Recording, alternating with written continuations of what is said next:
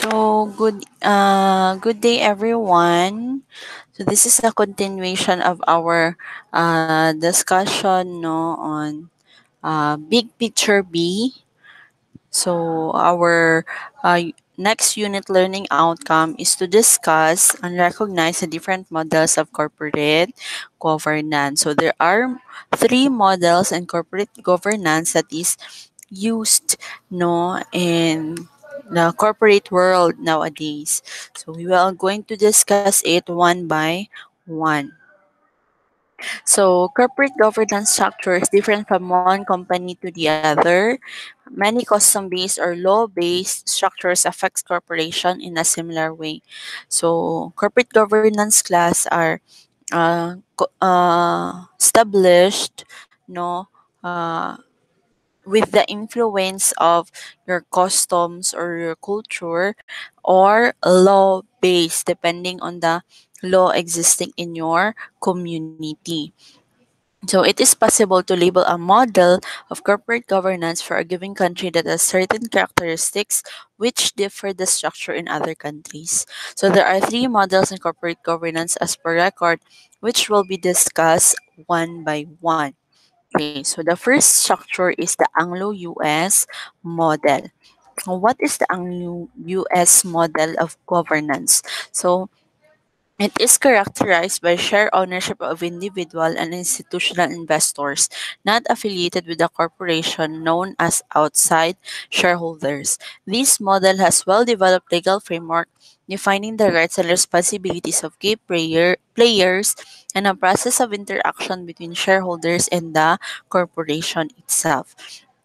So Anglo-US class is the most common use structure or model of corporate governance. No?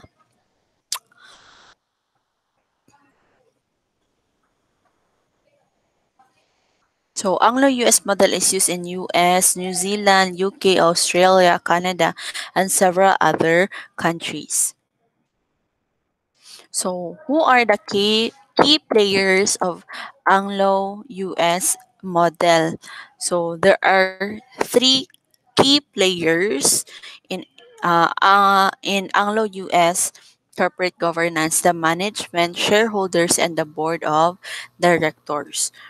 So there is a separation of ownership and control in most publicly held corporations. So investors contribute to capital and remain the ownership in the owner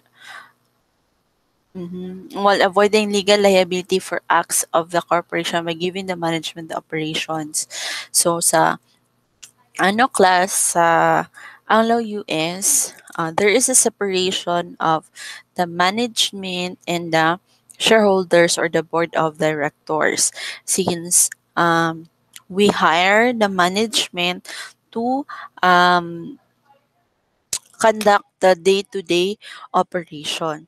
So there is a separation between ownership and control called agency cost. So there's a difference between or the separation between the management and the board of directors. Share ownership pattern. So sa US, Anglo-US class, institutional investors held approximately 61% of shares and individuals held 21% approximately during year 1990 in UK, while in US, 53.3% is held by institutional investors that resulted to increase in their influence among decision making. So when we say institutional investors class, these are the investors who are investing at large, no? While individuals are those small um, investors. Okay, so due to uh, the purchase of shares or ownership of institutional investors, they have bigger influence in terms of decision making. Then next we have the composition of board of directors. So the board of directors compromises insiders and outsiders in um, Anglo-US models. So when we say insiders, these are uh, employed as executive manager or an employee and contribute to the corporate manager. Meanwhile, the outsiders are the board of directors with no direct relationship with the corporation.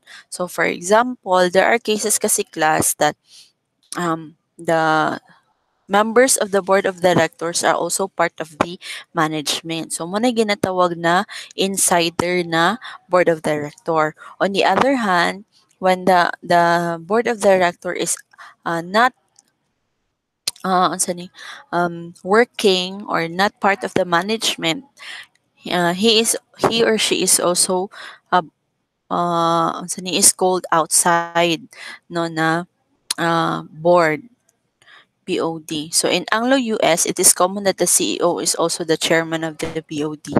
So sa Anglo US class, most of the time, kung kinsa ang president of the board will also be the CEO. Okay, so which could lead to, yes, it could lead to various abuses, no, and lead to increase in number of outsiders. Just like UM class, our setup is the board of director, no, di pala, president pala. So the president of the board of director is uh, our president, no, Guillermo P. Torres Jr. But they hire man at na separate CEO na not applicable pala class. So most of the time sa um class sa Anglo US, sino ang president of the board is also the CEO.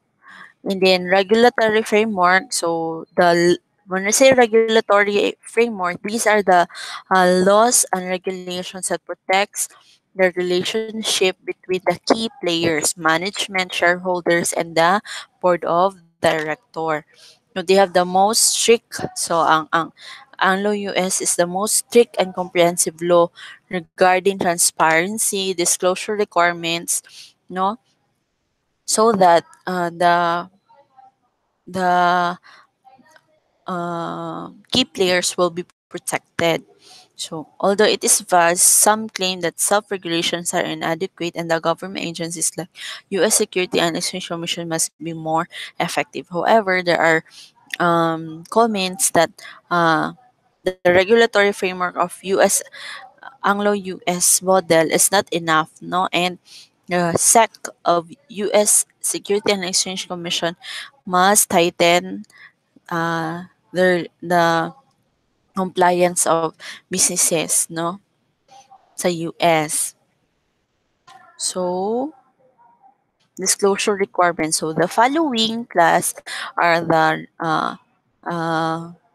required, no, na disclosure requirements na pinapaano ni Anglo US na dapat must be available, no, for reports to become transparent.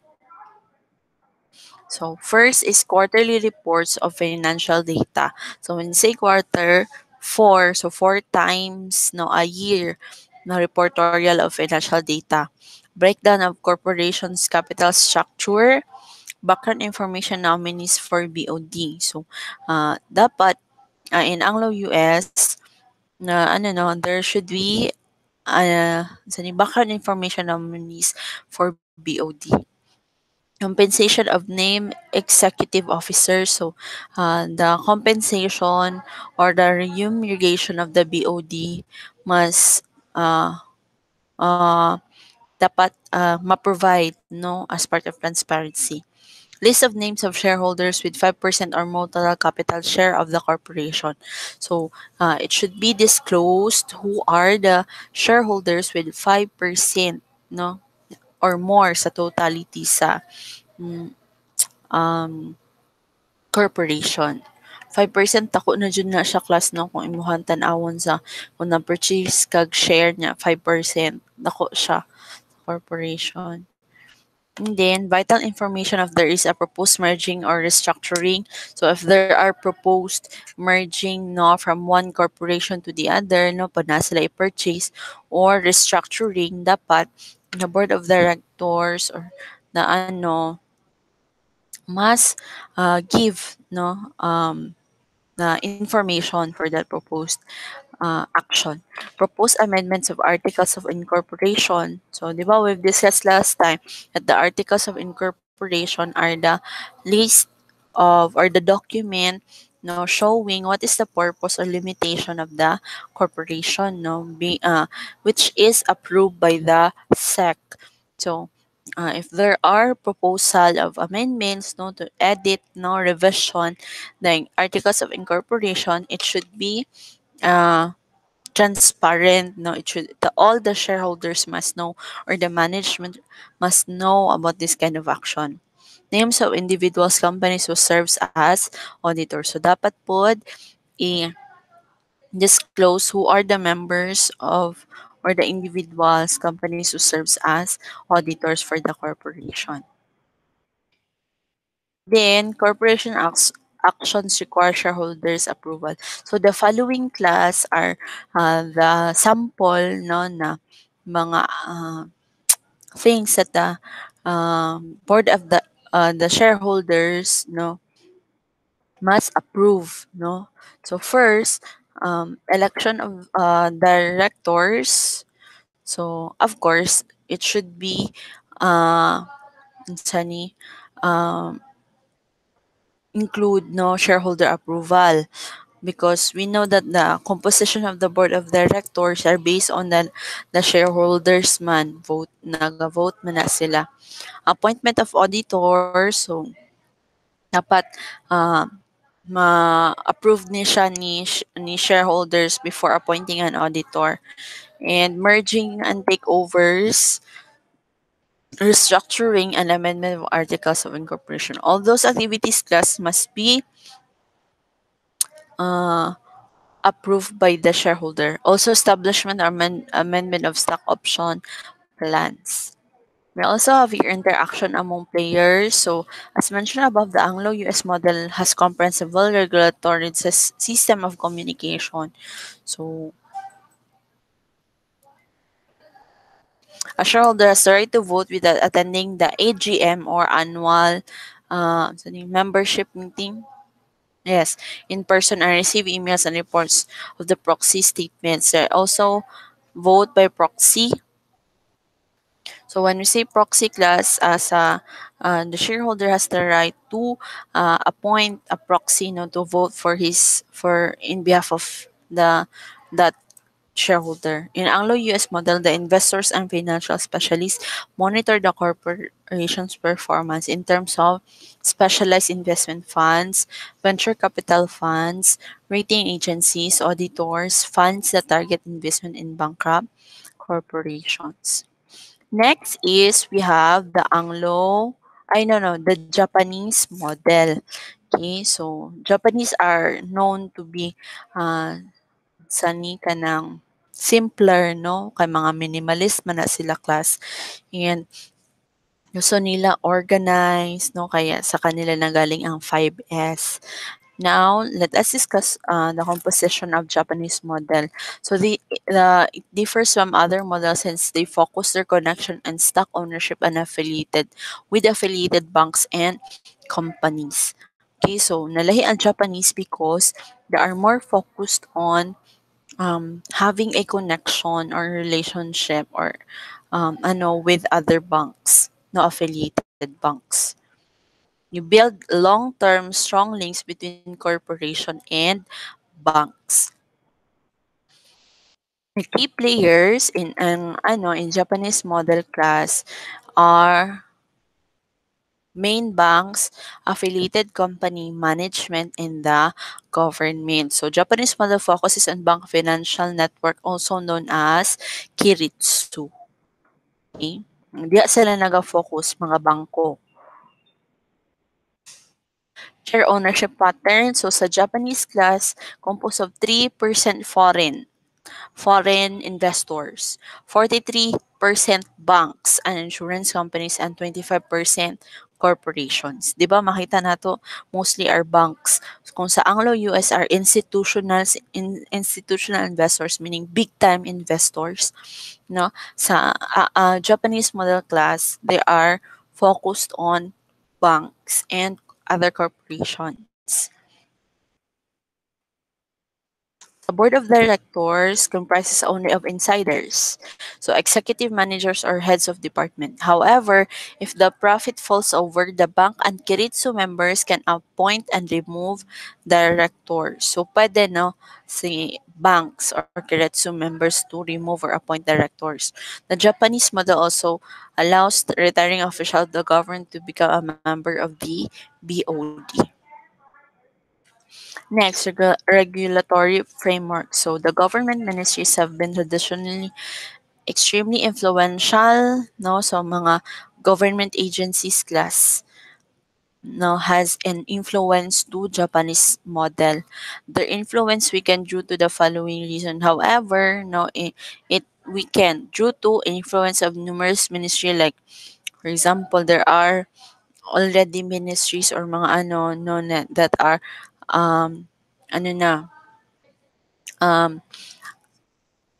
making their or influencing the corporation, like Ministry of France or Ministry of International Trade. The increasing globalization of Japanese corporation made them dependent on the domestic market. Growth of Japanese companies lead to liberalization and an opening those small to global standards. So, di ba nakita nato last katong sa stock ownership that they also have 3% of foreign investors. So that means they are more focused on globalization, extending their products or their ano to investment to foreign countries. Social requirements. So the following are important information no, that the model or the corporation must disclose no to become transparent. Semi-annual basis report on financial data. So kung sa US class is 4 times, si Japanese is 2 times only. Semi-annual lang man. Capital structure data of the corporation, background information of each nominee vying for being the member of the board of directors, compensation of executives, information of there is proposed merging and restructuring, and names of proposed institutional individuals as auditors. So almost the same lang no sa Anglo-US. Next is um, corporate action requiring shareholders approval. So kani ang mga kailangan i-approve no ng shareholders. Payment of dividends and allocation of reserves, election of directors, appointing of auditors, capital authorization, amendment of articles of incorporation, payment of returning bonuses to directors, auditors, increase of aggregate compensation ceiling for directors and auditors. Mas dagan siya class no compared to Anglo-US. Next, we also have interaction among players. So, Japanese corporation prefer that a majority of its shareholders be long-term, preferably insiders. So, they are focused on insiders. Hmm. The last model is the German model. So, German model class differs from the two previous models. So, somehow it has similarity, no, because they have emphasis on banks, no, same with the Japanese model. And in German model kasi class, banks can hold position as BOD, not just investor. Okay. There are three things that distinguish German model to Anglo-US models. They prescribe two board of directors with separate members. Management board who comprises of insiders like executive of the corporation, and the supervisory board who comprises the employees and the shareholder. It is set by law in German model the numbers of the members of the board of directors. So, ginaset ni sa law, no? Pila ang members sa board of director ni German model. And voting right restriction is legal that would limit shareholders' percentage of ownership of share. Hmm.